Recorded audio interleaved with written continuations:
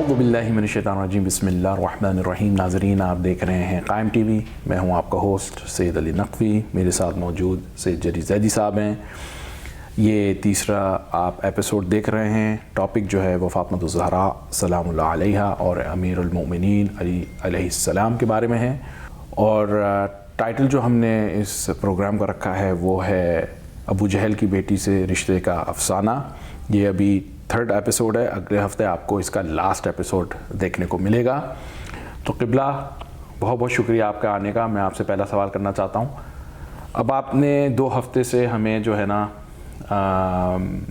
مجھے کافی آپ نے سکھایا، کافی چیزیں مجھے خود نہیں پتہ تھیں اس کے بارے میں۔ اب یہ کیونکہ 3rd ویک چل رہا ہے، 3rd ایپیسوڈ ہے، تو ذرا میں جو لوگ نئے آ رہے ہیں، جو پہلی دفعہ ہمیں دیکھ رہے ہیں، ان کو ذرا انٹروڈکشن دیجیے گا، ریکیپ دے دیجیے گا۔ اعوذ باللہ من الشیطان الرجیم، بسم اللہ الرحمن الرحیم، الحمد للہ رب العالمین، والصلاة والسلام علی اشرف الانبیاء والمرسلین، سیدنا و مولانا ابی القاسم محمد وعلی اہل بیتہ الطیبین الطاہرین المعصومین المظلومین الغر المیامین، ولعنۃ الدائمۃ الباقیہ علی اعدائہم اجمعین من الآن الی یوم الدین، اما بعد۔ بہت شکریہ علی بھائی آپ کے سوال کا، اور اب ہم اپنے موضوع پر آتے ہیں، موضوع میں وارد ہوتے ہیں، اور وہ موضوع ہے جو ابو جہل کی بیٹی سے جو امیر المومنین علیہ السلام کا رشتہ ہے، اس حوالے سے ہم اپنی گزارشات کو عرض خدمت کر رہے تھے، اور ہم اس نتیجے پر پہنچے تھے کہ ابھی تک جن کتب میں روایات آئی ہیں وہ کون کون سی کتابیں ہیں، یعنی جو سیاہ ستہ میں سے تھیں، اور اس کے بعد ہم نے اس پر اور گفتگو کی کہ اس کا مرکزی راوی کون ہے، اور مرکزی راوی کی اپنی شخصیت کیا تھی، یعنی مسور بن مخرمہ جس سے روایت منقول ہے، تو اس کی اپنی شخصیت کیا تھی۔ اور لازمی بات ہے، یہ بات سوچنے والی ہے میرے جو سننے والے ہوں گے، کہ سیدہ زہرا سلام اللہ علیہا جب اس دنیا سے رخصت ہوئی ہیں تو وہ کچھ شخصیات سے ناراض تھیں۔ یہ آپ الفاظ سنتے ہیں، فغضبت فاطمۃ فہجرتہ فلم تکلمہ حتی توفیت۔ الفاظ روایت آپ لوگ کے ذہن میں ہوں گے۔ سوال یہ پیدا ہوتا ہے کہ جب سیدہ فاطمہ سلام اللہ علیہا کچھ شخصیات سے بالکل دل برداشتہ تھیں، اور ان سے غضبناک تھیں، اور ان سے غصے میں تھیں، تو لازمی آتا ہے کہ جو وہ روایت ہم لوگ نقل کرتے ہیں کہ فاطمہ تو بضعۃ منی فمن اغضبها فقد اغضبنی، کہ فاطمہ میرا ٹکڑا ہے، جس نے انہیں غضبناک کیا اس نے مجھے غضبناک کیا۔ تو ان قسم کی روایات سے ثابت ہوتا ہے کہ بھئی جن شخصیات سے وہ ناراض تھیں، تو لازمی بات ہے کہ یہاں پہ وہ جو شخصیات ہیں ان کا ٹھکانہ پھر کیا بنتا ہے۔ جو رسول اللہ کو غضبناک کرے، آپ سورہ احزاب اٹھا لیجئے اور آپ نتیجہ خود مطالعہ کر لیجئے۔ علی کل حال ہم مزید اگر اس بحث میں جائیں گے تو پھر لازمی بات ہے کہ بہت طوالت ہوگی۔ تو دشمنان اہل بیت نے جب یہ معاملات کو دیکھے تو اب ان کے پاس کوئی چارہ نہ تھا۔ ایک چارہ یہ تھا کہ ہاں یہ روایت ہیں، اب کیا کیا جائے کیا نہیں کیا جائے۔ تو اس کا انہوں نے یہ حل نکالا کہ اس کا شان ورود ہی امیر المومنین علیہ السلام کی ذات مبارک سے کر لیا۔ سوچیں، جو واقعتاً حقانیت اہل بیت کی سب سے بڑی دلیل تھی جو روایت، وہی مذمت اہل بیت کی سب سے بڑی دلیل بن گئی۔ تو ضروری ہے کہ ہم اس دلیل کا اور اس سو کالڈ جو روایت ہے اس کا صحیح طریقے سے جو ہے وہ آپریشن کریں، اور اس کا اس طریقے سے تحقیقی جائزہ لیں کہ ہمارے ذہن میں یہ بات جو ہے وہ راسخ ہو جائے کہ نہیں، یہ جو بات کہی جا رہی ہے یہ بالکل اصول اور قوانین کے خلاف ہے۔ انشاءاللہ آج ہماری گفتگو جو ہے وہ اسی حوالے سے ہوگی، اور انشاءاللہ ہمارے نکات اور گفتگو اور ڈسکشن انشاءاللہ اب آگے اس حوالے سے بڑھے گی۔ جی علی بھائی، تو بہت بہت شکریہ آپ کا ریکیپ کرنے کا۔ تو جو سیکنڈ سوال میں آپ سے کرنا چاہتا ہوں وہ یہ ہے کہ دشمن خدا کی بیٹی اور رسول کی بیٹی ایک جگہ جمع نہیں ہو سکتی، تو اس پر کلام کیجیے پلیز۔ جی علی بھائی، بہت شکریہ۔ یہ سوال واقعتاً آپ نے جیسے نقل کیا، میں پہلے جو قارئین ہیں، ناظرین ہیں، سامعین ہیں جو پہلی دفعہ شاید اس کو دیکھ رہے ہوں گے اس پروگرام کو، ان کی خدمت عالیہ میں یہ بات میں عرض کرتا چلوں کہ یہ روایت جو ہے اس کے پہلے وہ الفاظ نقل کر لوں جس کی وجہ سے علی بھائی نے یہ سوال وارد کیا ہے۔ یہ صحیح بخاری ہے، میرے سامنے صفحہ نمبر 917 ہے، اور حدیث کا نشان 3729 ہے۔ اس میں رسول اللہ کے جملے یہ ہیں کہ اللہ کہ خدا کی قسم رسول اللہ کی بیٹی ٹھیک ہے، اور دشمن خدا کی بیٹی جو ہے وہ ایک رجل واحد، ایک شخص کے پاس جمع نہیں ہو سکتے. تو اس چیز کو دیکھ کے فترک علی الخطبہ، اس کی وجہ سے علی امیر المومنین علیہ الصلوۃ والسلام نے اپنی جو رشتہ دینے والی کوشش تھی اس کو ترک کر لیا. سوال، ہمارے برادران اہل سنت جو ہیں ان کے نزدیک رسول اللہ کی کتنی بیٹیاں ہیں؟ ان کے نزدیک رسول اللہ کی 4 بیٹیاں ہیں. زینب سب سے بڑی، رقیہ، ام کلثوم، سیدہ فاطمہ الزہرا سلام اللہ علیہن. تو اہل سنت کے مطابق نے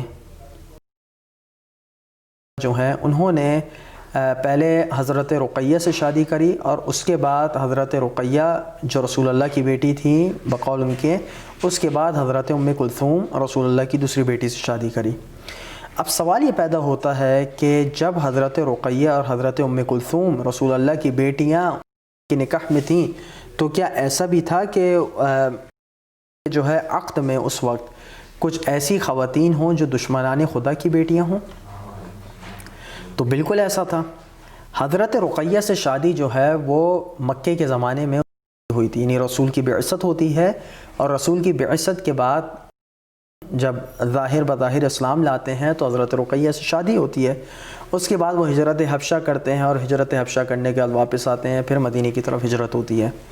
تو ان دونوں سفر میں رقیہ جو تھیں وہ حضرت کے ساتھ تھیں، اور انہی میں سے ایک خاتون جو اس وقت موجود تھیں وہ کون تھی؟ وہ ام البنین بنت عیینہ. یہ جو ہے کی نکاح میں تھیں. ٹھیک ہے، ممکن ہے ڈیٹس آگے پیچھے ہوں، لیکن یہ بات طے شدہ ہے کہ چاہے رقیہ کے ساتھ شادی کی ہو، چاہے ام کلثوم کے ساتھ شادی کی ہو، ٹھیک ہے، یا جس زمانے میں بھی ہو، طے شدہ بات یہ ہے کہ دونوں کی دونوں جو ہیں، دونوں کی شادیوں میں جو میں اب 3 بیویوں کے نام لوں گا وہ تینوں کے تینوں دشمنان خدا کی بیٹیاں ہی تھیں. تو اب سوال یہ پیدا ہوتا ہے کہ کیا یہ حدیث کا اطلاق نہیں ہوتا ہے اہل سنت کے جس طرح امیر المومنین پر ہوتا ہے؟ اگر اس کا اطلاق بھی ہوتا تو رسول اللہ نے اس کو منع کیوں نہیں کیا گیا؟ پہلی مثال اگر میں دوں، پہلی مثال ام البنین کی ہے. ام البنین بنت عیینہ، یہ الاصابہ ہے، جلد نمبر 8 صفحہ نمبر 365 اور رقم نمبر 11918 میں ان کا نام لیا گیا. اور یہ جو تھیں کی بیوی تھی، وہ تزوج ہے، صفحہ نمبر 366 پہ جو روایت جملے عبارت ہے. اب یہ کون تھا؟ یہ جو شخص تھا عیینہ بن حسن بن حذیفہ الفزاری، یہ ابو مالک تھا. اور یہ جو ہے فتح مکہ کب ہوتی ہے؟ 8 ہجری کو ہوتی ہے. 8 ہجری کو یہ اسلام لا رہا ہے یہ شخص. تو اس سے پہلے جو ہے یہ کون تھا؟ اس سے پہلے جو ہے یہ شخص جو ہے وہ کافر تھا، اور کہا گیا وہ ہوا من المؤلفۃ قلوبہم، یعنی وہ شخص ہے جن کے مؤلف قلوب تھے، یعنی طلقاء میں سے تھا یہ. وَكَانَ مِنَ الْأَعْرَابِ الْجُفَّةِ، کہ یہ جو ہے بڑا شدید اور بڑا وحشی قسم کا جو ہے وہ ایک اعرابی تھا، ایک بدو نشین تھا. تو یہ اس زمانے میں کافر تھا، لیکن اس زمانے میں اس کی بیٹی جو تھی جو ہے وہ زوجہ تھی. تو کیا یہ روایت ادھر اپلائی نہیں کی جا سکی جب امیر المومنین پر اپلائی کی جا رہی ہے؟ دوسری مثال میں آپ کو دیتا ہوں.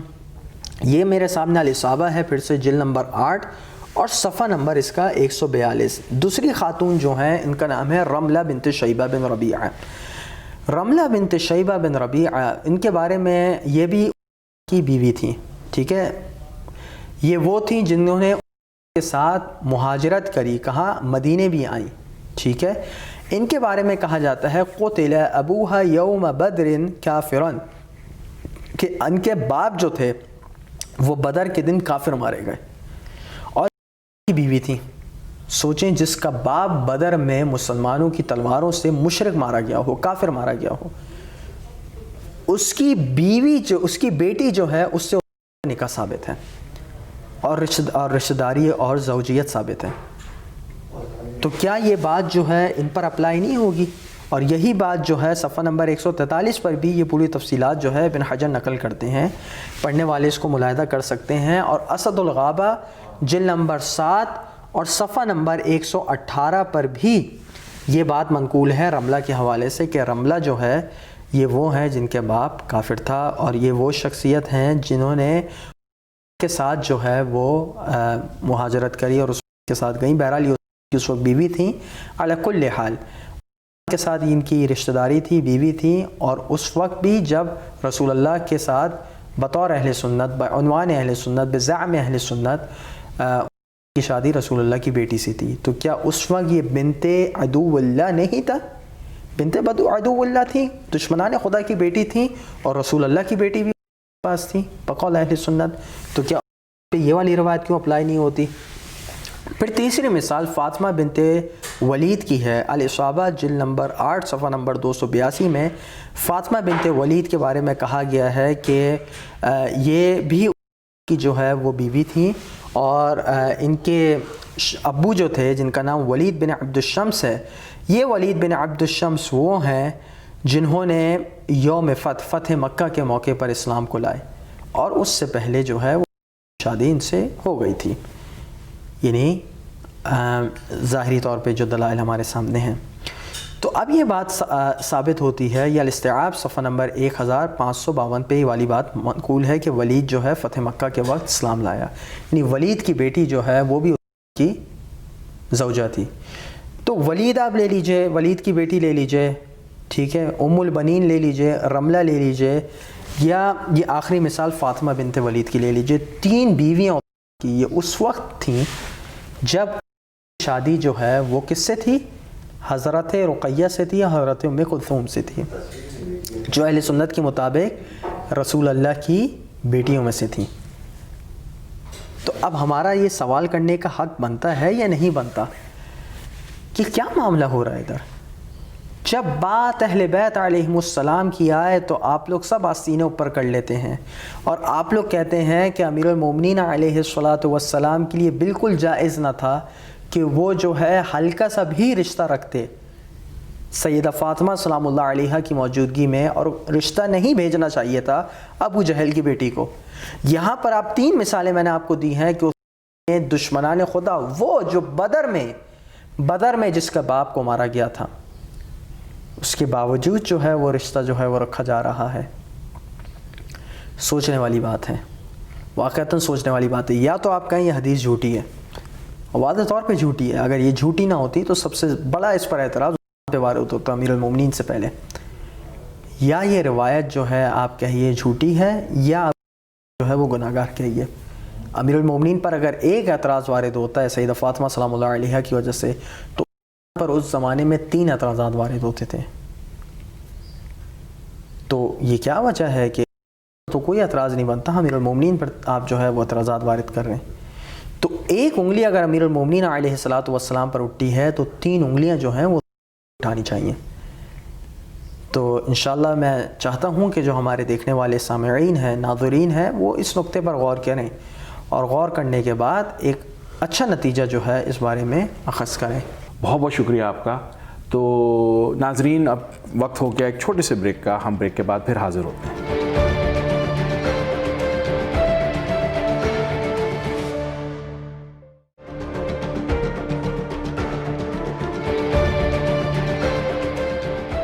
اعوذ باللہ من الشیطان الرجیم، بسم اللہ الرحمن الرحیم۔ ناظرین ویلکم بیک، آپ دیکھ رہے ہیں قائم ٹی وی، میں ہوں آپ کا ہوسٹ سید علی نقوی، میرے ساتھ موجود سید جری زیدی صاحب ہیں۔ ہم امیر المومنین علیہ السلام کے بارے میں اور ابو جہل کی بیٹی کے بارے میں ابھی بات چیت چل رہی تھی۔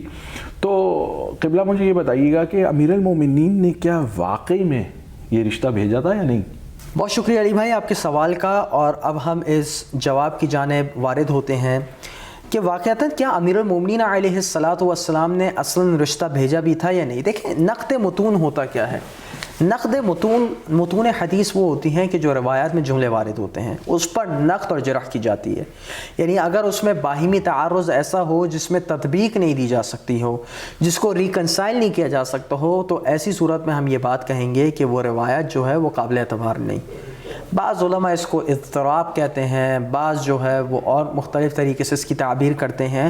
علی کل حال اگر روایات میں اضطراب اس قسم کا ہو کہ اس میں تطبیق نہ دی جا سکے، تو اس صورت میں جو ہے وہ روایت جو ہے باہمی متعارض ہونے کی وجہ سے وہ روایت قابل قبول نہیں رہتی۔ یہاں پر بھی کچھ اس قسم کی صورتحال ہیں. ناظرین تھوڑا سا میں اگر آپ کو پیچھے سے ریکیپ کرواتا چلوں کہ ہم نے جو ہے وہ مسور کی شخصیت پر تبصرہ کیا. مسور کی شخصیت پر تبصرہ کرنے کے بعد ہم نے ضروری سمجھا کہ ہم بتائیں کہ یہ جو شق وارد ہوئی ہے جس میں کہا گیا ہے کہ دشمن خدا اور رسول اللہ کی بیٹی جو ہے وہ ایک گھر میں جمع نہیں ہو سکتی, تو ہم نے مثال دی اور ہم نے 3 مثالیں ایسی نقل کریں جو بالکل بظاہر ان کے مطلب کے خلاف جاتی تھیں. اب ہم روایت کو پھر سے نقل کرتے ہیں اور دیکھتے ہیں کہ واقعتاً امیر المومنین نے رشتہ دیا تھا یا فقط ذکر کیا تھا. اگر آپ کہتے ہو رشتہ دیا تھا تو ان روایت کا کیا کرو گے جس میں لکھا ہوا ہے کہ فقط ذکر کیا تھا, رشتہ نہیں دیا تھا؟ تو اب دیکھیں ہم آپ کے سامنے جو ہے وہ بخاری ہے ہمارے پاس. سب سے پہلے صحیح بخاری اور اس کا صفحہ نمبر 917 ہے اور اس کا حدیث کا نشان 3729 ہے. مسور بن مخرمہ کی روایت یہ ہے کہ ان علیاً خطب بنت ابی جہل فسمعت بذلك فاطمہ فاتت رسول اللہ. جملہ روایت کیا ہے کہ اگر آپ کو مزید تفصیل چاہیے اور اس پوری روایت کا مطالعہ کرنا ہو تو ہمارے پہلے پروگرام کا بتفصیل جو ہے وہ آپ جائزہ لیجئے گا, اس کو دیکھیے گا. اس میں ہم نے جو یہ الفاظ وارد ہوئے ہیں بخاری میں اس پر ہم نے ڈسکشن کی ہے. روایت کے جملے یہ ہے کہ امیر المؤمنین نے رشتہ بھیجا ابو جہل کی بیٹی کو, اور جب جناب زہرا سلام اللہ علیہ کو پتہ چلا تو آپ جناب رسول اللہ صلی اللہ علیہ وآلہ وسلم کے پاس تشریف فرما ہوئیں اور وہاں پر آئیں اور اپنی گزارشات کو پیش کیا. اور اس کے بعد وہی والا سوال یزعم قومک انک لا تغضب لبناتک, پھر وہ روایت کا جملے چلتے ہیں. تو بخاری کی اس روایت سے ثابت ہوا کہ رشتہ جو ہے وہ امیر المؤمنین علیہ الصلاۃ والسلام نے بھیجا تھا. دوسری روایت یہ ہے, یہی صحیح بخاری ہے, اس کا نشان ہے صفحہ نمبر ہے 332. حدیث کا نشان ہے 5230. اس میں روایت کے جملے یہ ہیں عن مسور بن المخرمہ قال سمعت رسول اللہ یقول وهو علی المنبر. ادھر مسور بن مخرمہ کہہ رہے ہیں کہ میں نے رسول اللہ صلی اللہ علیہ وآلہ وسلم کو سنا جبکہ آپ خطاب کر رہے تھے. وَهُوَ عَلَى الْمِنْبَرِ إِنَّ بَنِي ہشام بن المغیرہ استأذنوا, کہ مجھ سے جو ہے استأذنوا فی ان ينکحوا ابنتهم علی بن ابی طالب, کہ مجھ سے بنو ہشام بن مغیرہ, دیکھیں ذہن میں یاد رکھیں ابو جہل جس قبیلے سے تعلق رکھتا تھا وہ بنو ہشام بن مغیرہ کا تھا, اور ابو جہل کی جو بیٹی تھی اس کا نام تھا جویریہ. یہ آپ کی انفارمیشن کے لیے انشاءاللہ مزید تفصیل اپنے چوتھے پروگرام میں اس کی عرض کریں گے. تو یہ جویریہ جو تھا اس کا رشتہ جو ہے وہ بنو ہشام بن مغیرہ بقول اس روایت کی وہ چاہ رہے تھے کہ وہ امیر المومنین علیہ الصلاۃ والسلام جو ہے وہ امیر المومنین علیہ الصلاۃ والسلام جو ہے وہ ان کی دختر سے, ان کے خاندان سے رشتہ جوڑیں. اس پر رسول اللہ کہتے ہیں فلا, پس رسول اللہ نے جب سنا تو کہا فلا آذن, یعنی میں اجازت نہیں دیتا الا ان يريد ابن ابی طالب ان يطلق ابنته وينكحها ابنتهم. ہاں اگر یہ علی ابن ابی طالب چاہیں تو میری بیٹی کو طلاق دے دیں اور پھر جو ہے وہ اس خاندان سے رشتے کو جوڑ لیں. یہاں یہ واضح طور پہ بات ثابت ہوتی ہے کہ امیر المومنین نے اس وقت رشتہ نہیں بھیجا تھا. ایک روایت میں ہے کہ امیر المومنین نے رشتہ بھیجا تھا, آپ نے مسور کی روایت دیکھی. اس روایت سے ثابت ہوتا ہے کہ امیر المومنین نے رشتہ نہیں بھیجا تھا, بلکہ بنو ہشام بن مغیرہ جو ہے انہوں نے جو ہے وہ رشتے کی پہل کی تھی, اور وہ جو ہے انہوں نے رسول اللہ سے ذکر کیا. جب رسول اللہ صلی اللہ علیہ وآلہ وسلم کے سامنے اس چیز کا ذکر کیا گیا تو رسول اللہ صلی اللہ علیہ وآلہ وسلم نے اس چیز کو پسند نہیں کیا, اور آپ نے کہا کہ 3 دفعہ کہا میں اجازت نہیں دیتا, میں اجازت نہیں دیتا, میں اجازت نہیں دیتا. اور پھر کہا کہ اگر علی ابن ابی طالب چاہتا ہے تو علی ابن ابی طالب کو چاہیے کہ میری بیٹی کو طلاق دے اور ان کی بیٹی سے نکاح کرے. ٹھیک ہے, تو یہاں پر جو ہے وہ ایک اور جو ہے وہ تعارض واقع ہوا. اب تیسری روایت آتی ہے, یہ ہے سنن ترمذی کی. یہ روایت جو ہے وہ قابل غور ہے, صفحہ نمبر 873 پر ہے اور حدیث کا نشان 3869 ہے. اچھا, اس سے پہلے میں یہ بات آپ سے عرض کروں یہ روایت کے بارے میں ملتا ہے کہ قول ابو عیسیٰ یعنی ترمذی اس روایت کے بارے میں کہتے ہیں ھذا حدیث حسن صحیح، کہ یہ روایت جو ہے وہ حسن صحیح ہے، یعنی ترمذی کے نزدیک یہ روایت معتبر ہے۔ اس میں جو ہے روایت کے جملے یہ ہیں کہ عن عبداللہ بن زبیر سے، اور ہم نے پچھلے پروگرام میں ثابت کیا تھا کہ دراصل مسور ہی جو ہے اس کا جو ہے دارالقطنی کے قول اور دیگر محدثین سے کہ مسور ہی دراصل جو ہے وہ مین راوی ہے اس روایت کا نقل کرنے والا۔ اس روایت یہ چلتی ہے کہ حدثنا احمد بن منیع حدثنا اسماعیل بن علیہ عن ایوب عن ابن ابی ملیکہ عن عبداللہ بن زبیر ان علیا ذکر بنت ابی جہل فبلغ ذلك النبی صلی اللہ علیہ وآلہ وسلم فقال انما فاطمة بضعة منی یؤذینی ما آذاها وَيُنصِبُونِ مَا أَنصَبَهَا۔ روایت کے جملے یہ ہیں کہ امیر المومنین علیہ السلام ابو جہل کی بیٹی کا ذکر کرتے ہیں، صرف تذکرہ کرتے ہیں، اور جب یہ بات جو ہے رسول اللہ کو پہنچتی ہے فَبَلَغَ ذَلِكَ النَّبِي، رسول اللہ کو یہ بات پہنچتی ہے فقال، پھر اس کے بعد کہتے ہیں کہ فاطمہ میرا ٹکڑا ہے، جس نے ان کو اذیت دی اس نے مجھے اذیت دی، اور جس نے ان کو جو ہے وہ خوش کیا یا ان کو جو ہے وہ راحت پہنچائی اس نے مجھے راحت پہنچائی۔ یہاں یہ بات ثابت ہوتی ہے کہ امیر المومنین علیہ السلام نے رشتہ نہیں دیا تھا، بلکہ رشتے کا ذکر غالباً ذکر کیا تھا فقط، بس۔ پہلی روایت یہ کہتی ہے کہ رشتہ دے دیا تھا، دوسری روایت یہ کہتی ہے کہ بنو ہشام بن مغیرہ نے خود رسول اللہ کی طرف اپروچ کیا، تیسری روایت یہ کہتی ہے کہ امیر المومنین نے صرف اس کا ذکر کیا تھا، رشتہ نہیں دیا تھا۔ کسی محقق کے لیے ایک صحیح نتیجے پر پہنچنا اس وجہ سے بہت مشکل ہو جاتا ہے۔ بہت بہت شکریہ آپ کا جری بھائی۔ اب میں آپ سے آخری سوال کروں گا، وہ رسول خدا کے بارے میں کروں گا کہ مجھے یہ بتائیے گا کہ رسول نے مشورہ امیر سے لیا تھا یا کسی اور سے لیا تھا؟ ناظرین یہ سوال اچھا ہے کہ دراصل رشتہ بھیجا کس نے تھا۔ پہلے تو سوال یہاں پر ہم نے جو کیا تھا وہ تھا کہ کیا امیر المومنین نے واقعتاً رشتہ بھیجا بھی تھا یا نہیں تھا۔ اب ایک دوسری بحث وارد ہوتی ہے، اور ہم نے اس کا اچھا خاصا حصہ جو ہے وہ اپنے اس سے پہلے والے سوال میں کور کر لیا تھا، اور وہ سوال یہ تھا کہ کیا امیر المومنین نے رشتہ بھیجا تھا کہ کیا بنو ہشام بن مغیرہ نے رشتہ بھیجا تھا۔ دیکھیں دونوں میں فرق ہے۔ اگر امیر المومنین علیہ السلام نے رشتہ بھیجا تھا تو اس صورت میں امیر المومنین علیہ السلام پر اعتراض وارد بنتا ہے اعتراض کہ امیر المومنین نے کیوں بھیجا۔ دوسری روایت یہ بولتی ہے کہ امیر المومنین کا تو اس سے کوئی تعلق ہی نہیں تھا، بلکہ یہ تو بنو ہشام بن مغیرہ چاہتے تھے کہ امیر المومنین کی جو ہے شادی ہو۔ آئیے الفاظ کو ملاحظہ کرتے ہیں۔ یہ ہمارے سامنے صحیح بخاری ہے، صفحہ نمبر 766 ہے، حدیث کا نشان 3110 ہے۔ اس روایت میں جملے وارد ہوتے ہیں کہ وہی روایت کا پس منظر ہے کہ مسور جو ہے امام زین العابدین سے ملاقات کرتے ہیں اور کربلا سے ان کا ورود ہوتا ہے۔ وہ کہتے ہیں آپ مجھے اپنے پاس اپنے رسول کی تلوار دیجئے اور میری جان چلی جائے گی، اور کوئی بھی جو ہے وہ تلوار کو نہیں لے گا۔ جو یہاں پہ کام کا جملہ ہے جو مجھے نقل کرنا ہے وہ یہ کہ ان علی ابن ابی طالب خطب ابنۃ ابی جہل علی فاطمہ علیہ السلام فسمعت رسول اللہ یخطب الناس فی ذلک علی منبرہ ھذا، کہ یہاں پر امیر المومنین علیہ السلام جو ہیں وہ جناب فاطمہ سلام اللہ علیہ کی موجودگی کے باوجود وہ جا کے جو ہے وہ ابو جہل کی بیٹی کا رشتہ دیتے ہیں۔ ٹھیک ہے، ابو جہل کی بیٹی کو رشتہ دیا جا رہا ہے۔ یہاں پہ کیا کیا گیا؟ ابو جہل کی بیٹی کو امیر المومنین رشتہ دے رہے ہیں۔ یہی صحیح بخاری۔